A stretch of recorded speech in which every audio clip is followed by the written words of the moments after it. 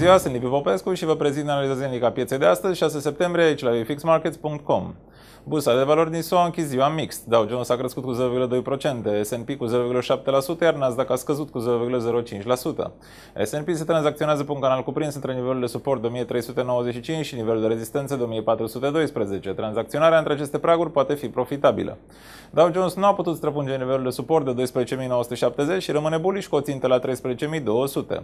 Nasdaq se tranzacționează pe un canal cuprins între 2785 și 2740.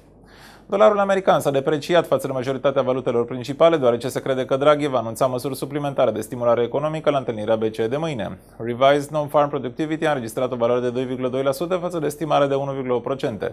Astăzi, ADP Non-Farm Employment Change este estimat la 142K față de valoarea anterioară de 163K, cererea de șomaj la 369K față de 374K, valoarea precedentă, și ISM Manufacturing PMI la 52,5 față de 52,6. Pe piața mărfurilor, aurul a închis la $1.692 per uncie, deoarece este aproape de nivelul de rezistență de $1.700. Metalul prețios este într-o puternică tendință ascendentă și ar putea ajunge la $1.750, iar când timp este tranzacționat peste nivelul de 1.685, rămâne bullish. Prețul țițeiului a crescut cu 0,53%, închizând la $95,92 per baril.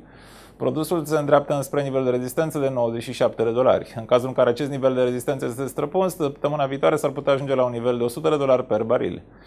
Euro s-a apreciat față de dolar și față de principalele valute, după ce reprezentanții ai două bănci centrale au afirmat că Mario Draghi, președintele BCE, va anunța achiziția nelimitată sterilizată de obligațiuni pentru a face față crizei. Euro-dolar nu a putut străpunge pragul de rezistență la 1,2630 și ar putea cădea înspre nivelul de suport de 1,25. Euro ultima valoare 1,2613.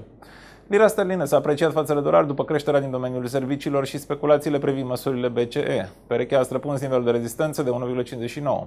Dacă rata se menține la nivelul de suport de 1,5850, ar putea crește până la 1,6 până vineri. Asset Purchase Facility este estimat la 375B și Official Bank Rate la 0,5%. Lira sterlină, ultima valoare 1,5905.